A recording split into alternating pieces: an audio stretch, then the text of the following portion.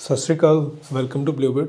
आज की डेट में आप यूरोप के अंदर हैं और यूरोप से आप यूएस का वीज़ा लेना चाहते हैं तो बहुत इजी है।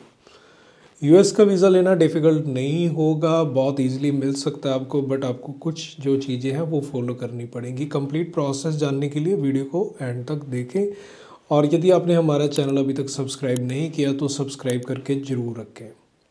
आज की डेट में आप पोर्तुगाल के अंदर हैं, जर्मनी में है, स्पेन, इटली, चाहे आप यूरोप के किसी भी देश के अंदर हैं, आप शेंगन में हैं आज की डेट में। यदि आपका वीज़ा वैलिड है अगले 6 महीने तक तो आप बड़ी इजीली यूएस का वीज़ा जो है ले सकते हैं। इसके लिए सबसे पहले चाहिए आपका वीज़ा प्रूफ। आप जिस देश के अंदर आज की डेट में रह रहे हैं, चाहे यदि आप पोर्तुगाल के अंदर रह रहे हैं तो अपनी अपॉइंटमेंट पोर्तुगाल के अंदर पिक करें। यदि आज की डेट में आप जर्मनी के अंदर रह रहे हो तो जर्मनी में अपनी अपॉइंटमेंट पिक करें। यदि आप इस टाइम स्पेन में है तो स्पेन में अपॉइंटमेंट पिक करें।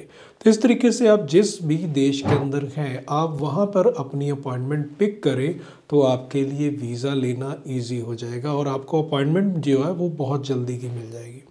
आज की डेट में वीज़ा सक्सेस रेट बहुत अच्छी है। यूरोप में रहते हुए वीज़ा लेना डिफ़िकल्ट नहीं है, बट आपका वीज़ा वैलिड हो ये ज़्यादा इंपॉर्टेंट है। इसके बाद क्या चाहिए, जो जिस भी वीज़ा पर है आपको उसके प्रूफ देने। मान लीजिए आज की डेट में आप स्टूडेंट वीज़ा पे हैं तो आप अपने प्रूफ देंगे स्टूडेंट के, और यदि आज की डेट में आप वर्क वीज़ा पे हैं तो आप वर्किंग के प्रूफ देंगे, और यदि आप आज की डेट में बिजनेस कर रहे हैं यूरोप के अंदर तो अपने बिजनेस के प्रूफ रखेंगे। तो इसमें आपसे बहुत कम चांस है कि आपके डॉक्यूमेंट जो है मांगे जाएं। तो मोस्टली ये इंटरव्यू बेस्ड वीज़ा होता है, मेनली इसमें इंटरव्यू ही होगा और आपसे जो है इंटरव्यू में ही चीज़ें पूछी जाएंगी, डॉक्यूमेंट उसके मांगे जाएं, बहुत कम चांस होते हैं। तो इसमें सिंपल प्रोसेस क्या करना है, आपको जो अपना अकाउंट है वो यूएस डॉक्स की वेबसाइट पे क्रिएट करना है। उसके बाद DS-160 फॉर्म फिल करना है। ध्यान रखें DS-160 फॉर्म ही सब कुछ है आपका। DS-160 फॉर्म में जो भी आप फिल करेंगे उसके अकॉर्डिंग ही आपसे क्वेश्चन पूछे जाएंगे। जो डिटेल्स आपने दी है वहाँ पे वही डिटेल्स जो है आपको अपने इंटरव्यू में देनी है। कोई भी चीज़ें मिसमैच ना हो। जो आपसे पूछा जा रहा है आपने ध्यान रखना है कि आपने DS-160 फॉर्म में क्या फिल किया था।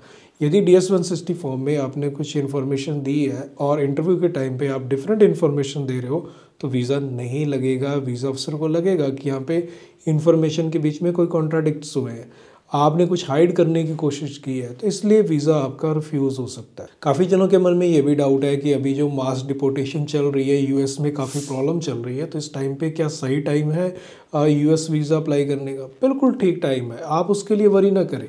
ये प्रॉब्लम सिर्फ उन लोगों के लिए जो वहाँ पे इलीगली गए। आप टूरिस्ट वीज़ा अप्लाई करने जा रहे हो, आप लीगली जा रहे हो, आप टूरिस्ट वीज़ा पे घूमने जा रहे हो, तो इसलिए आपको उसकी कोई प्रॉब्लम नहीं होने वाली। वीज़ा रेशियो पे उस पर कोई इम्पैक्ट नहीं पड़ने वाला। तो इसलिए आप वीज़ा लेना चाहिए तो अपने इस प्रोसेस को फॉलो करते हुए अपना यूएस का जो वीज़ा ले सकते हैं। आपको हमारी हेल्प चाहिए तो आप दिए गए नंबर पे कॉल करें, व्हाट्सअप करें और अपना वीज़ा जो है अप्लाई करें। ऐसी और वीडियोस देखनी हो तो चैनल को सब्सक्राइब करके रखें। मिलते हैं फिर एक नई वीडियो में। सत श्री अकाल।